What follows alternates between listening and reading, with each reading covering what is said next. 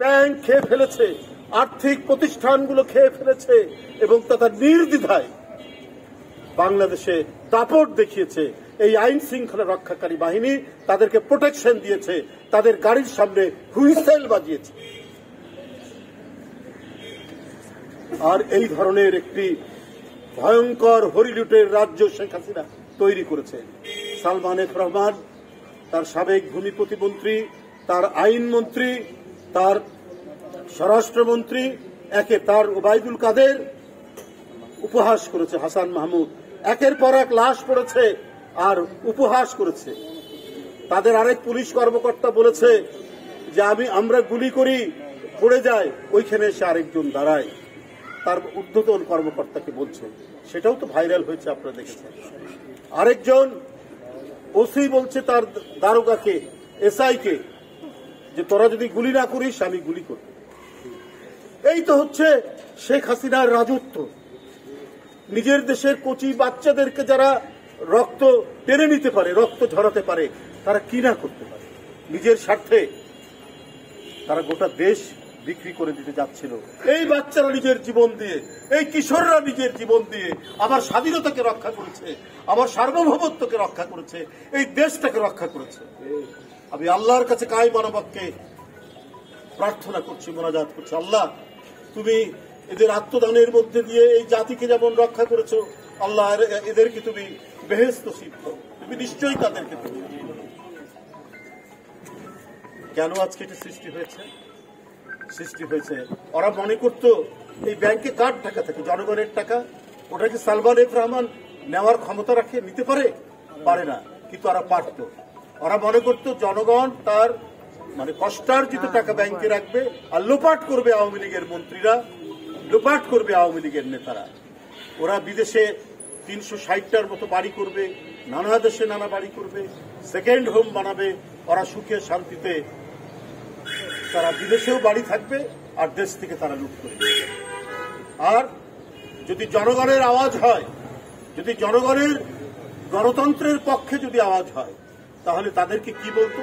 আপনাদের মনে আছে মাইনুদ্দিন খান বাদল প্রকাশ্যে পার্লামেন্টে বলেছে যে আন্দোলনকারী যারা গণতন্ত্রের কথা বলে ওই সমস্ত বিরোধী দলের পায়ে গুলি করবেন। প্রথমে কার উদ্দেশ্যে বলছে? আইন শৃঙ্খলা বাহিনী আর আওয়ামী লীগের, যুবলীগ, ছাত্রলীগ। প্রথমে পায়ে গুলি করবেন, তারপরে বুকে গুলি করবেন। তারা সেইটাই প্রতিষ্ঠা করতে গিয়েছে, তারা সেইটাই এই আন্দোলনের মধ্যে তারা পরীক্ষা করে দেখেছে যে এটা কি হতে পারে। কিন্তু এই দেশে ওরা মনে করেছে 15 বছর তো টিকে গেছি, আর কি, সব তো আমাদের, যা বলবো যা করব তাই হবে। গণতান্ত্রিক শক্তি আর আওয়াজ করবে কে?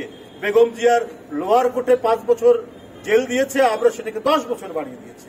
কারণ আদালত তাদের কাছে নতজানু, লোয়ার কোর্ট তাদের কাছে নতজানু, পুলিশ তাদের কাছে নতজানু, আপনার প্রসিকিউশন তাদের কাছে নতজানি। শেখ হাসিনার আর পায় কে? কিন্তু এর ভিতরে আর উপরে তো আল্লাহ সব দেখছে, বলছে তুই কত বাড়বি। জনগণ যে ভিতরে ফুঁসে উঠছে, জনগণ যে চরম প্রতিশোধ দিতে পারে অন্যায়ের বিরুদ্ধে, সেইটা শেখ হাসিনা এবং তার দল, তার ফ্যাসিস্ট, এরা আজকে দেখেছে যে কি অবস্থা। সাংবাদিক বন্ধুরা, আজকে 25শে আগস্ট মামলা হয়েছে। এই মামলায় অপরাধীরা ধরা পড়েনি কেন? ইন্টারন্যাশনাল ক্রিমিনাল কোর্ট, আন্তর্জাতিক অপরাধী আদালত, অপরাধ আদালত, তাদের কাছে যাওয়ার কথা। নানা ধরাই পাড়াই করে আজকে শহীদ সৈকত সহ একের পর এক শহীদ, মুগ্ধ, আবু সাইদ, এইরকম যারা অসফাইয়াজ, অসংখ্য যাদের জীবন গেছে, তাদের মামলা দ্রুত গতিতে কেন আন্তর্জাতিক আদালত এবং বাংলাদেশের যে প্রচলিত আইন অনুযায়ী দ্রুত এদের অপরাধীদেরকে গ্রেপ্তার করা হচ্ছে। অন্তর্বর্তীকালীন সরকারকে সবাই সমর্থন দিয়েছে, কিন্তু কাজের গতি যদি স্লো হয়, কাজের গতি যদি অত্যন্ত নিম্ন গতির হয়, তাহলে তো এদেশের মানুষের কাছে আপনারা দিনকে দিন আপনারা তো প্রশ্নবিদ্ধ। আপনারা একটা বিপ্লবী সরকার, এই কিশোর বাচ্চাদের আত্মদানের মধ্যে দিয়ে যে বিপ্লব, পৃথিবী কাঁপানো বিপ্লব যেটা হলো 5ই আগস্ট, আপনার তার সরকার। ওই সমস্ত অপরাধীরা ঘুরে বেড়ায়, তারা পিকনিক করে, তারা লাঠি মিছিল করে। আর আপনার সরকার যদি এটা নিশ্চুপ থাকে আর সবাই যদি মানে জনগণকে যদি সব সময় তারা যদি শুধু উপদেশ দিতে থাকেন, তাহলে তো এইটা হতে পারে না। ডক্টর ইউনূস, তার যে ইউনূস গুডউইল বলে একটি কথা আছে, একটা ফ্রেজ তৈরি হয়েছে, তো ইউনূস গুডউইলের আমরা প্রতিফলন দেখতে চাই।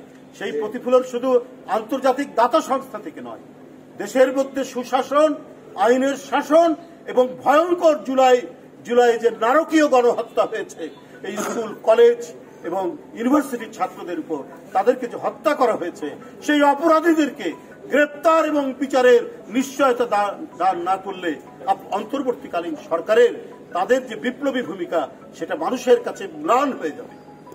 আমি